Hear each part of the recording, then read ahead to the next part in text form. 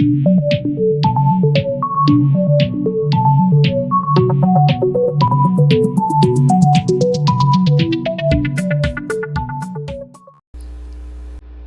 found that nothing in life is worthwhile unless you take risks. Nothing. Nelson Mandela said, "There is no passion to be found playing small and settling for a life that's less than the one you're capable of living." Now, I'm sure in your experiences in school and applying to college and picking your major and deciding what you want to do with life, I'm sure people have told you to make sure you have something to fall back on. Make sure you got something to fall back on, honey. But I never understood that concept, having something to fall back on. If I'm going to fall, I don't want to fall back on anything except my faith. I want to fall forward. I figure at least this way I'll see what I'm going to hit. Fall forward. This is what I mean. Reggie Jackson struck out 2,600 times in his career, the most in the history of baseball. But you don't hear about the strikeouts. People remember the home runs. Fall forward.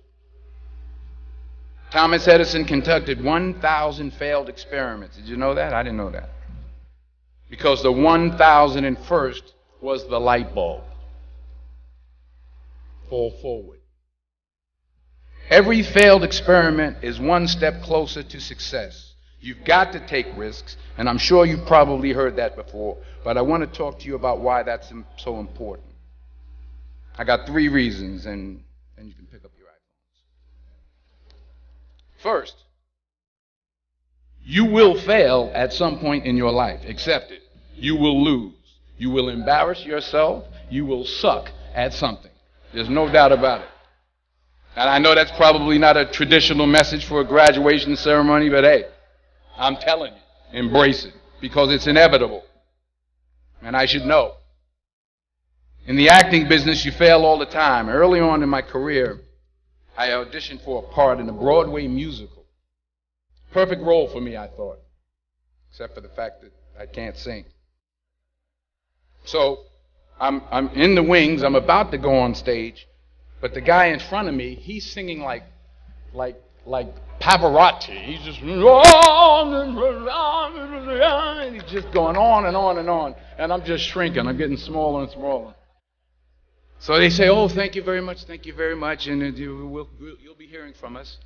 So I come out with my little sheet music, and it was Just My Imagination by the Temptations. That's what I came up with. So I hand it to the accompanist, and she looks at it and looks at me and looks out at the director and was like, "All right." So I start, I'm going to sing. I'm like, "It's just my imagination once again, and they're coming away with me." And they're not saying anything, so I'm thinking I'm getting better. So I start getting into it. It was just running. They say, "Oh, yeah, thank you very much, Mr. Washington. Thank you." So I assumed I didn't get the job. But the next part of the audition, he called me back. The next part of the audition is the acting part of the audition. So I'm like, "Hey, okay, maybe I can't sing, but I know I can act." So they pair me with this guy, and again, I didn't know about musical theater. And musical theater is big, so they can reach everyone all the way in the back of the stadium. And I'm more from a realistic, naturalistic kind of acting where you actually talk to the person next to you. So I don't know what my line was. My line was, "Well, hand me the cup." And his line was, "Well, I will hand you the cup, my dear. The cup will be there to be handed to you." And I said, "Oh, okay." "Well, should I give you the cup back?" "Oh, yes, you should give it back to me, because you know that is my cup and it should be given back to me." I didn't get the job. But here's the thing. I didn't quit. I didn't fall back. I walked out of there to prepare for the next audition, and the next audition, and the next audition. I prayed. I prayed. And I prayed. But I continued to fail, and fail, and fail. But it didn't matter, because you know what? There's an old saying, you hang around the barbershop long enough, sooner or later you're going to get a haircut. So you will catch a break, and I did catch a break. Last year, I did a play called Fences on Broadway. Someone talked about it. Won the Tony Award. And I didn't have to sing, by the way.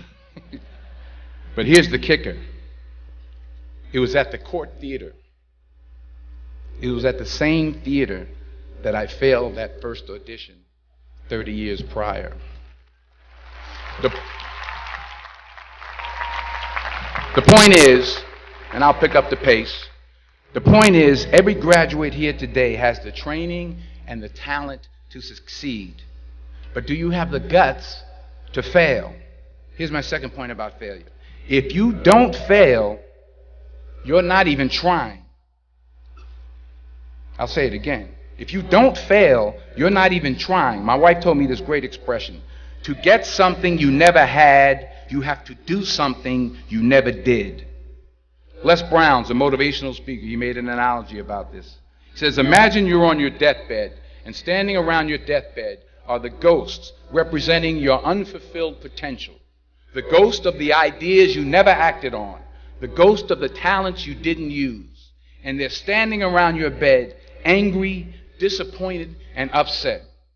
They say, we came to you because you could have brought us to life, they say. And now we have to go to the grave together. So I ask you today, how many ghosts are going to be around your bed when your time comes? And I can't think of a better message as we send you off today. To not only take risks, but to be open to life, to accept new views, and to be open to new opinions, to be willing to speak at a commencement at one of the best universities in the country, even though you're scared stiff. While it may be frightening, it will also be rewarding. Because the chances you take, the people you meet, the people you love, the faith that you have, that's what's going to define you.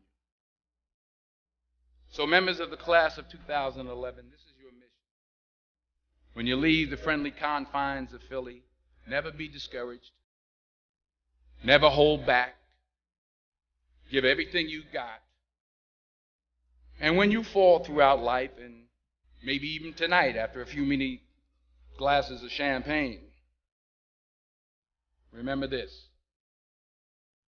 Fall forward.